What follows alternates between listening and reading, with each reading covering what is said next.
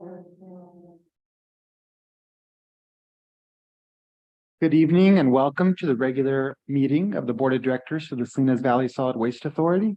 Madam Clerk, will you please call the roll? Director Collin is absent. Director Gonzalez? Present. Director Lopez is absent. Director Sandoval? Absent. Director Silva? Present. Director Antalon? Here. Alternative Vice President Church is absent. Vice President Jimenez? Here. And President Rocha? Here. Thank you.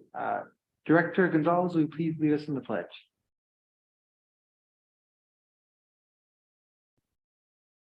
Pledge allegiance to the flag of the United States of America and to the republic for which it stands, one nation, under God, indivisible, with liberty and justice for all.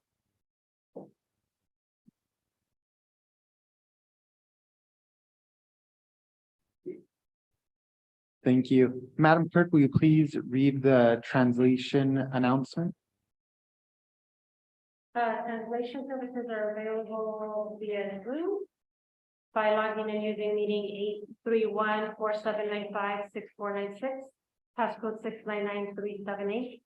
Servicios de interpretación están disponibles a través de Zoom y en persona usando el código 831-4795-6496 y el código 699-378. Thank you. If directors had an opportunity to look at the agenda, I am requesting if we could please have a motion to approve the proposed agenda that we have before us today. So moved. Second. And do we have to go out to public comment on the approval of the agenda? Okay, thank you. We'll take it up to public comment. If there are any members of the public that would like to comment on the item listed as approval of the agenda. The mic is open in the council chambers, and I'll provide an opportunity for attendees to raise their hand via Zoom. Seeing none, it has been moved by Director Silva, seconded by Director Gonzalez, and I'll call for a voice vote. All those in favor, please say aye. Aye. Aye. All those opposed? Seeing none, it's passed unanimously. We'll move on to our general manager comments. Patrick, the floor is yours. Wherever we are,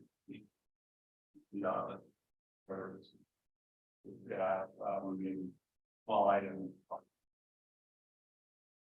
The annual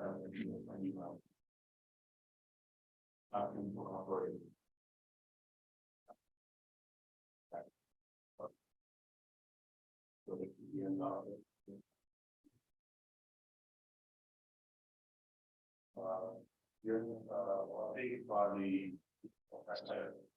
for the Southwest City that's going on relatively still. Go out that the so they're working responsive. We'll get the hauler. We 10 days. We can go over the door that reading. Very good. That's all I have to do. Thank you, Patrick, and let the record reflect that Alternative Director Luis Alejo has joined the meeting at 6:05. We'll move on to department manager comments. Seeing none. I just wanted to mention that Soledad has their annual community cleanup this Saturday. So reminder. Thank you. Thank you. We'll move on to general legal counsel comments.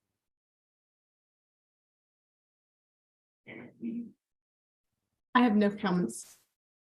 Thank you. We'll move on to board director comments. Are there any members of the board like to share anything? Seeing none, we'll move on to general public comment. Public comment is an opportunity for members of the public to comment on items that are not currently on today's agenda, but are within the subject matter jurisdiction of the Salinas Valley Solid Waste Authority. So the podium is open in the council chambers, should members of the public like to comment. And also we will provide an opportunity for Zoom participants to raise their hand and comment via Zoom. Seeing none in either the council chambers or via Zoom, we will close public comment and we'll move on to our consent agenda. If members of the board have had an opportunity to review our consent agenda, now would be an opportunity to either pull any items from our consent agenda or to move them for approval.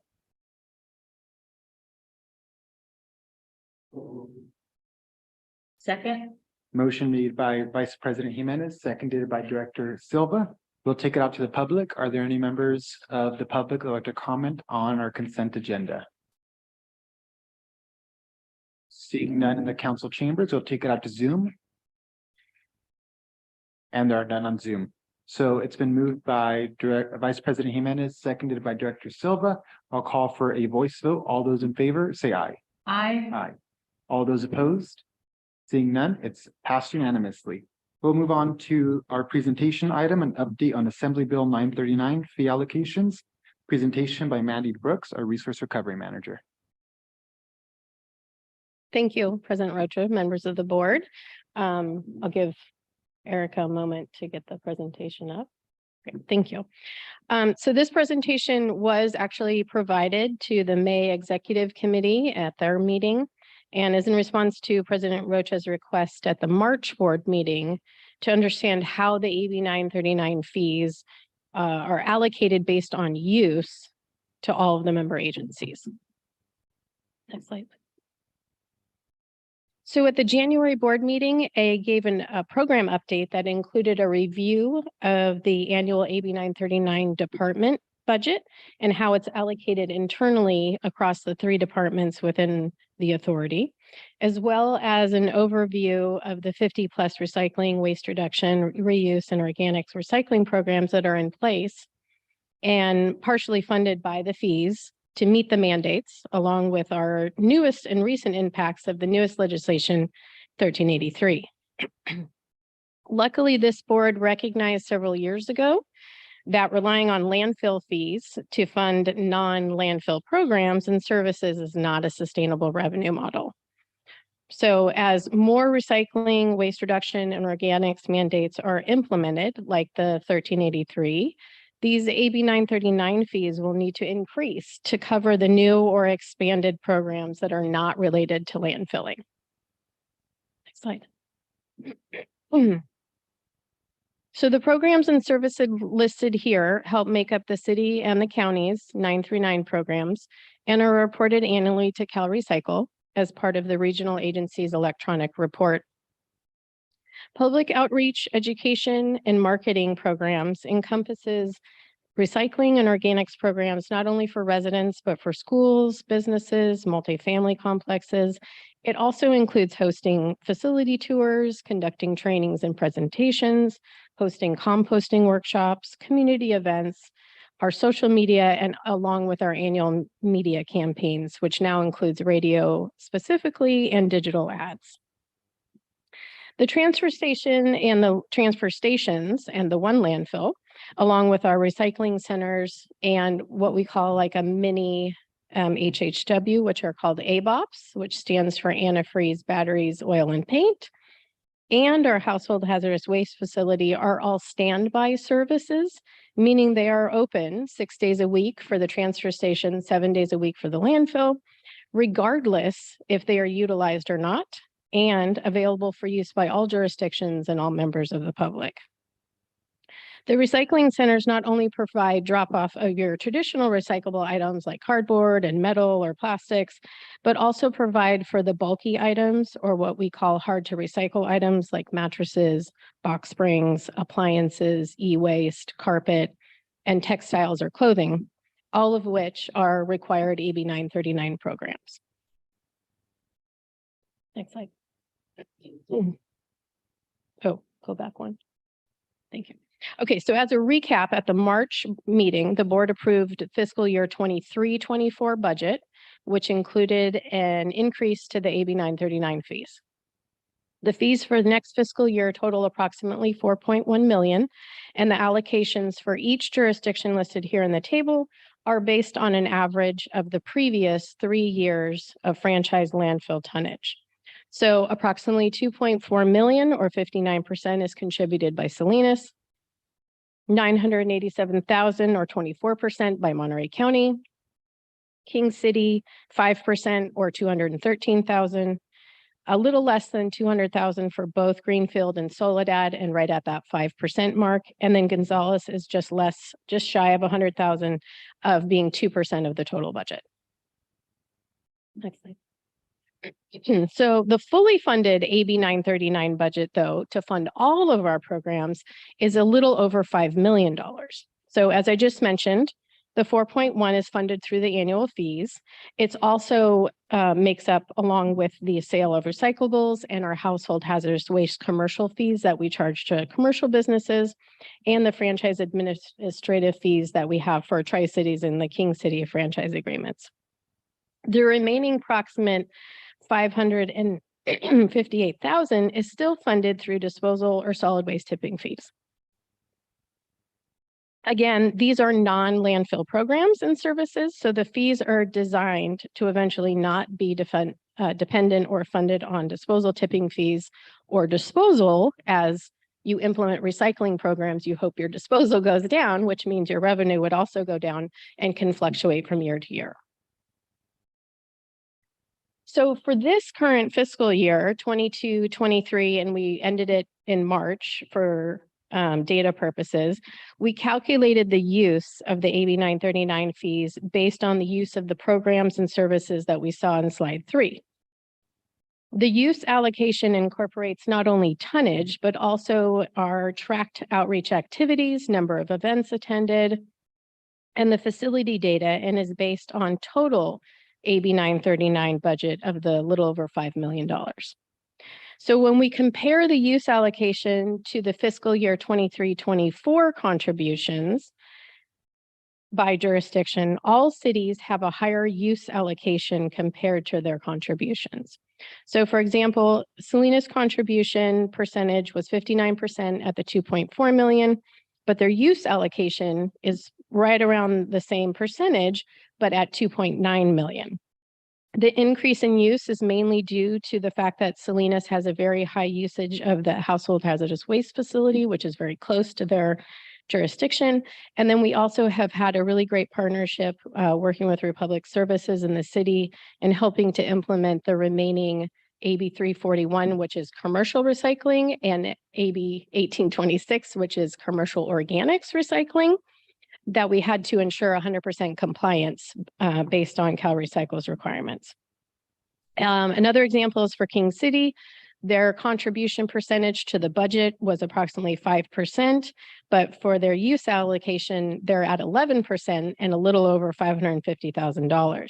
Now, King City or South County, I think we can all agree historically, sometimes has been underserved or underutilized, but this last year, in the last couple of years, this is really due, in fact, to the businesses have been so engaged and responsive with implementing the 1383 and 1826 programs, which is also due in part to the hauler waste management and the city being very proactive in response with the process and with our staff. The one contradiction to all of this is that the county has a slightly less use allocation at 16% compared to their contribution percentage.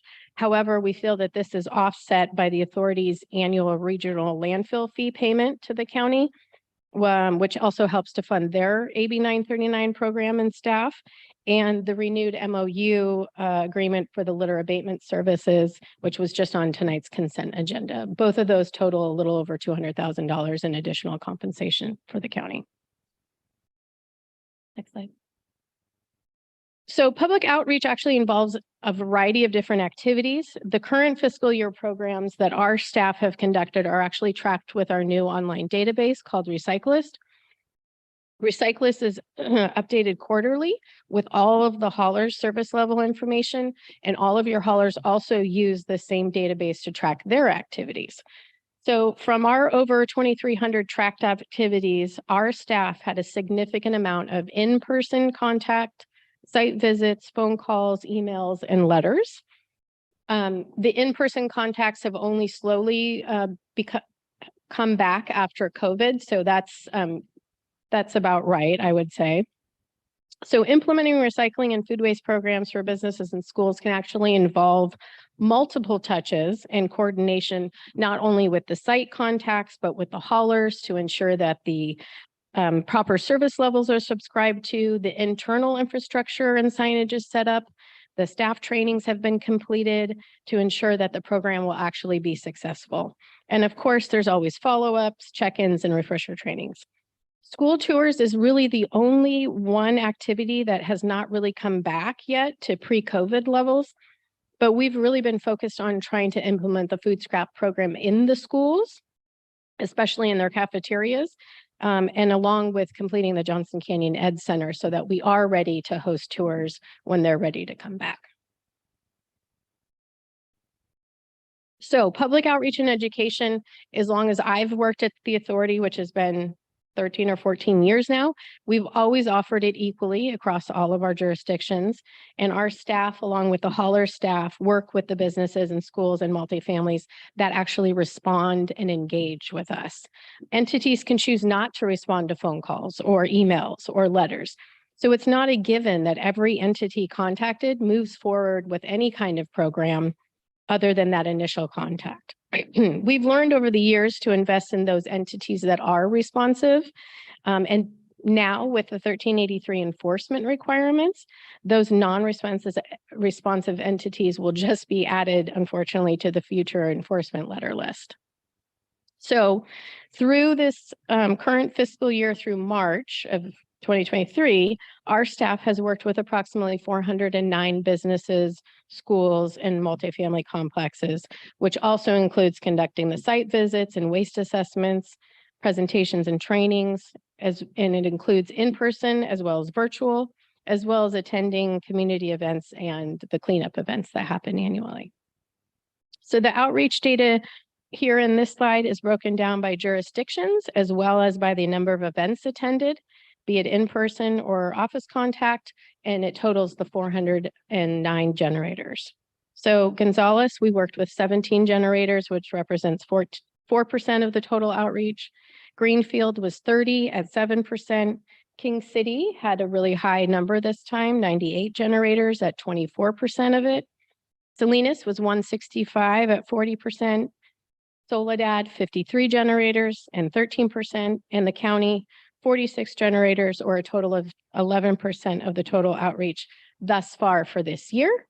This is not indicative of every single year. These numbers will fluctuate year over year, depending on what programs we're implementing and working with what businesses or what schools. Next.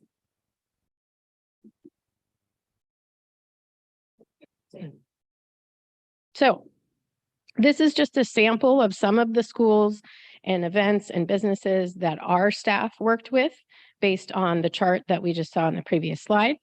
We had booths at Our Lady of Solitude Fiesta and Soledad.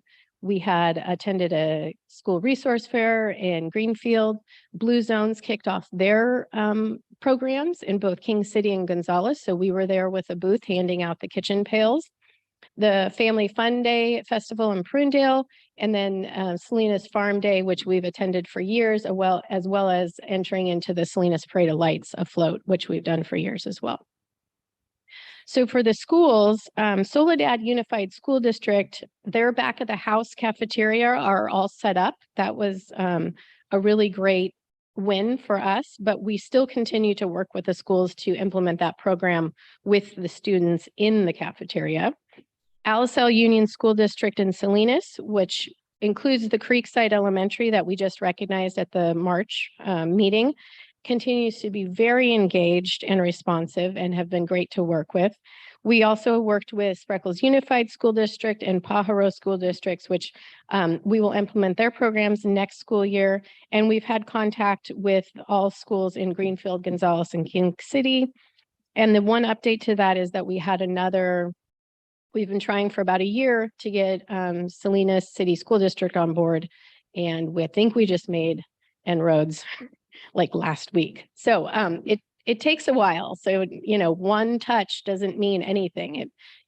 We have businesses that we've worked with. I was just telling Patrick, a large ag processor in Salinas. It's taken a year and a half for us to get them signed up with a depackaging service just to divert their organic waste. So it's not one and done, and sometimes it's over and over and over again. For the businesses, this is just a handful of them.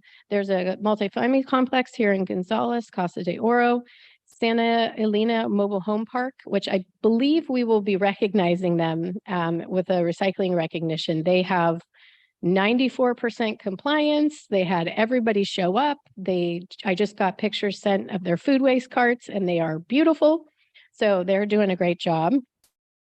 And then we also work with businesses, Flora, California, and Greenfield, which is a cannabis company, which is a whole nother type of waste stream to deal with. Braga Fresh and a restaurant in King City. Braga Fresh is a cooler. That's also a whole nother different type of waste stream to deal with.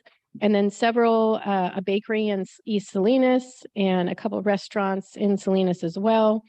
Diorigo Brothers Cooler, which is a large packing shed. And then we've been very active with working with Rancho Cielo at the county to get their whole campus set up.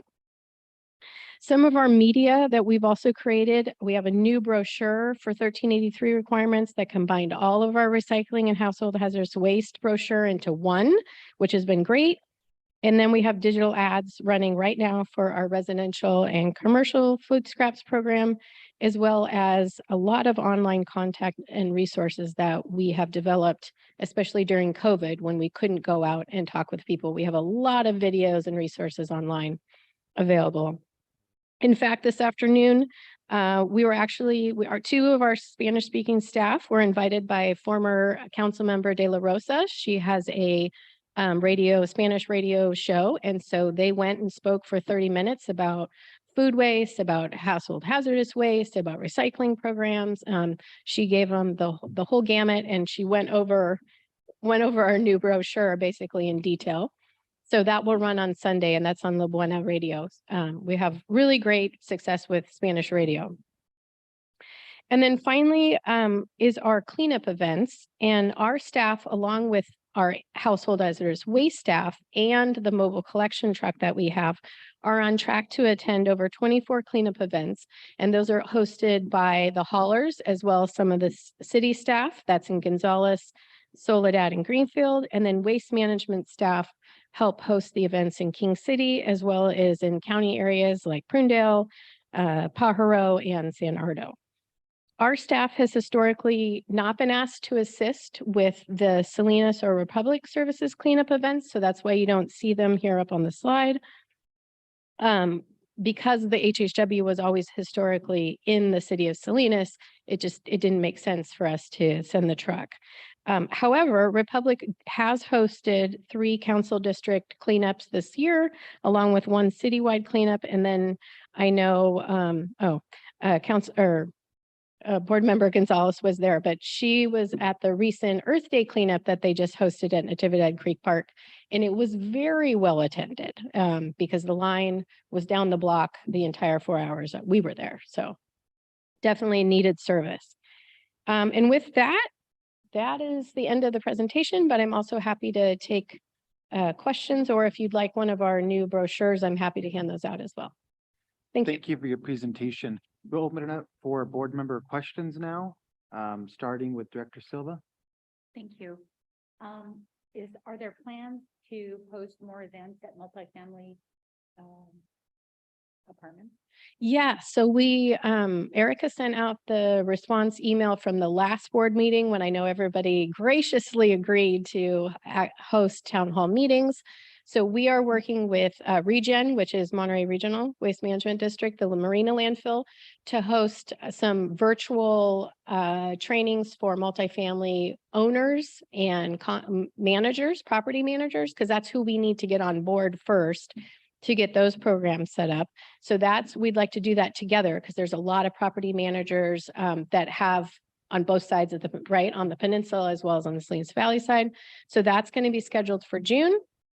And then I think we heard from a couple folks to help schedule those meetings. Our preference is to piggyback on whatever community meeting you are all doing or something that's happening in the community. Historically, when we do community meetings just for us and we're just going to talk about waste and recycling, we do not get any attendance. So we would rather come to an event that you're already doing or town hall that you're already committed to doing and give us like 5 minutes and we'll do our spiel and we can hand out materials because I think we'll get a lot more eyes and ears and better participation that way. It's hard to ask people to show up and come just talk about food scraps. Thank you. And I hope that it would also include the farm worker housing facility. That is the plan. Yes. Thank Thanks. you. Director Sandoval. Thank you. Yes, I didn't know about the difference, between our facility and Republic Services until I joined the board. They're right next to each other and we have so many great free services. Have we ever considered, or maybe we do and I haven't seen it, signage at Republic saying next door, they take this for free, they take this for free. Have we ever considered that?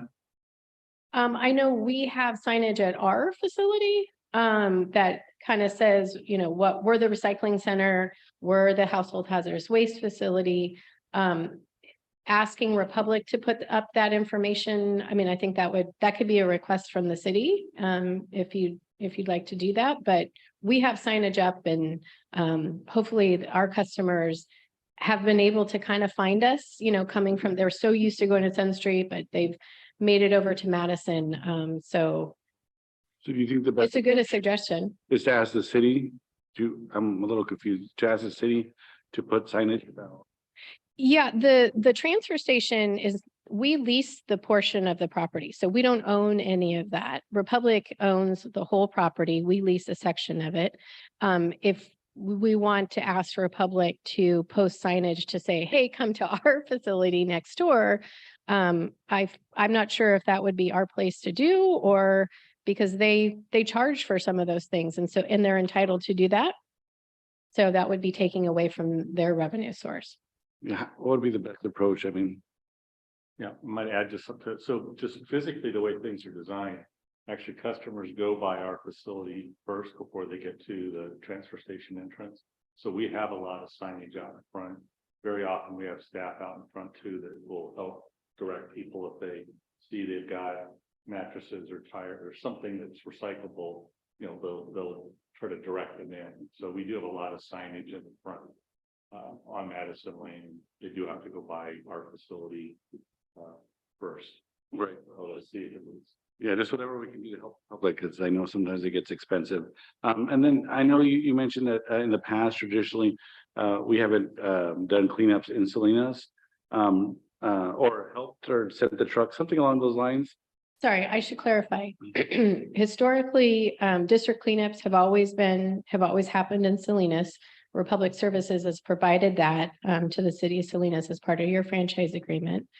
So there was always like one district cleanup for every district council district, along with a mayor's cleanup and the citywide cleanup, which was everybody could come. It wasn't just for, the one city council district. Our staff and our HHW and our truck that we would normally bring down to South County because they don't have a permanent household hazardous waste facility has never been asked to be brought to those smaller district cleanups because Salinas residents always had access to the full HHW 6 days a week. Oh, I see. Whereas the South County residents don't have access to that. They have to either use an ABOP, which is limited in the amount of materials that it will take. It's oil, paint, batteries. And they don't, otherwise they would have to drive all the way up to Salinas to use the full HHW. Does that make sense? I don't know what an ABOP is or HHW, sorry. HHW is a household hazardous waste facility. So think about your paints, your used motor oil, batteries, I see. pesticides, chemicals, things that you should never dump down the sink or out into the environment. We accept those for free from customers that are in our service area. That facility, the household hazardous waste facility, the permanent facility is only located in the Salinas area. You're welcome. Thank you. Director Antoine. I don't have any questions. Thank you for the presentation, the breakdowns. Director Gonzalez?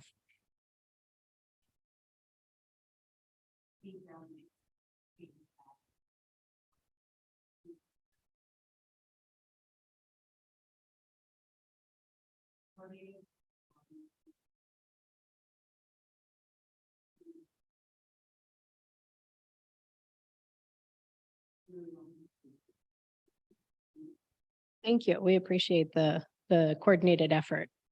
Thank you. Continuing with our questions, Director Alejo? Vice President Jimenez?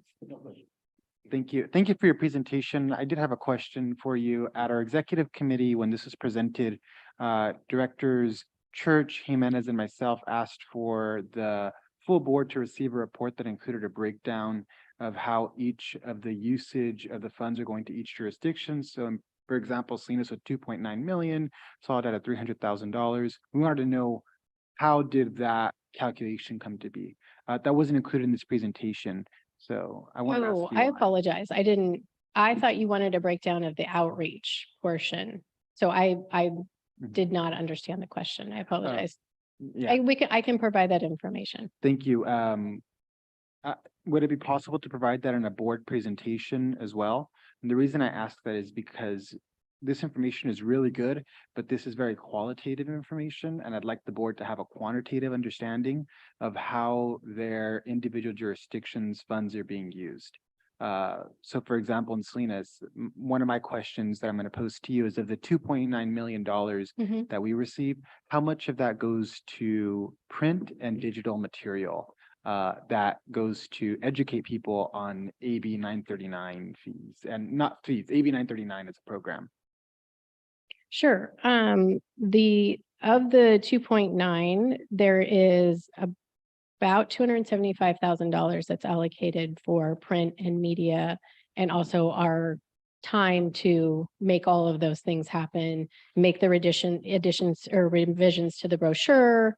It's not all strictly print and media. There's the staff time is wrapped up into that, because we don't track staff time by hours.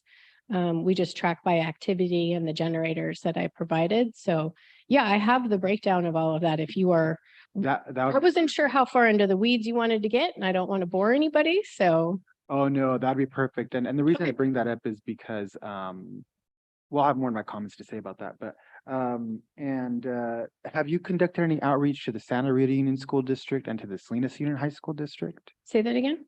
Have you conducted outreach to the Santa Rita Union School District and to the Salinas Union High School District? Yes.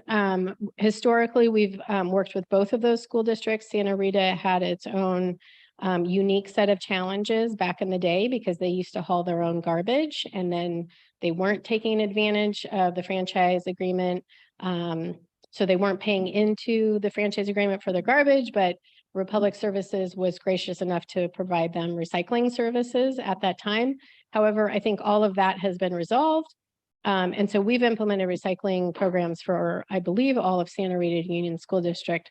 Now, I preface that with, the moment that the principal leaves, usually the program will fall apart, and then we get a call and we have to come back in and redo it. So I don't want to say that it's job security, but it kind of is. I mean, we would prefer them to take it on. It's your program, you run with it, but you have to have a champion, right? And if the janitor is the champion, like we saw with Creekside, or if the principal's the champion and those two people or one of them leaves, we come back in and have to start all over. You would be surprised at how many times recycling bins grow legs and walk away, and they just don't, no one knows what happened to them, even though we've donated, thousands and thousands of dollars worth of recycling bins. We're constantly coming back in and providing that infrastructure as well. That's part of the marketing and media. We buy the infrastructure that they need to implement the program. So we don't show up and say, hey, figure it out. We show up and say, here's all your signage, here's all your bins, we'll get you some bags just to get you started. We want to set them up for success. For Salinas High School, I know we were just in a science class and doing a bunch of presentations. We've also worked with them to set up programs, but again, those high schools are like mini cities, and they have trash cans everywhere where they don't really need them. And so to consolidate that, we usually try to focus in on cafeteria or eating areas, but with high schools, it's also difficult because they can leave campus and they can go eat wherever. So there are challenges, but yes, we've worked with both school districts. Thank you. And that concludes my questions. So we'll take it out to the public. Are there any members in our council chambers that would like to comment on this agenda item? Seeing none, we'll take it out to Zoom. None on Zoom. Okay, we'll bring it back to the board for final comments. This is informational item, so it does not require any motions or formal votes. So starting with Director Silva, comments? Director Sandoval? Director Untalan? Gonzalez?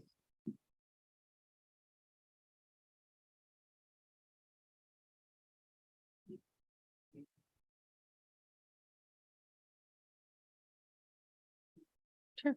Director Alejo?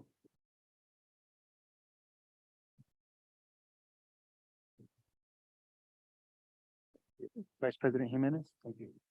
Thank you. And just so I could clarify my request, I would like to see an agenda item that shows the financial breakdown of how each individual jurisdiction's allocation is being used. And I bring that up because I didn't even know that $270,000 is going to informational campaigns, and it'd be really beneficial for all of us to have that information because we are our jurisdiction's representatives to this board. And so I think they entrust us with being the ones that are most up to date on all the garbage stuff. And so I want to be able to make sure that when my colleagues ask me questions on how our money is being spent, I could, with full confidence, give them that breakdown. Absolutely. I also wanted to say you have a former trustee for the Santa Rita Union School District, former trustee for the Salinas Union High School District, and a teacher at the Salinas Union High School District. So more than happy to help in terms of making those connections and making this a reality. But thank you for your presentation. Thank you. That concludes our board member comments. So we'll move on to the next item on our agenda, future agenda items. All Patrick, right, the floor well, is we yours. have a new item for June, so we'll bring that back at the June meeting. So another presentation. We have a couple pending items that aren't on here yet, but again, April and June typically are slower months for us. We're really getting, you saw today, we have capital purchases, which we usually do at the end of the fiscal year.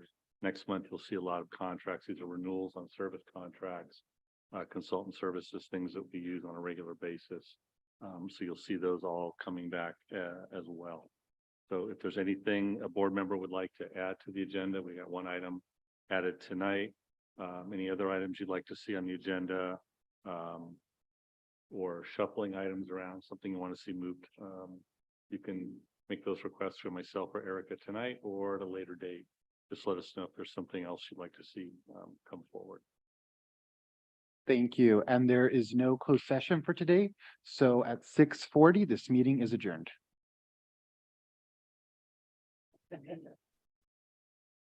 Good night. Minutes.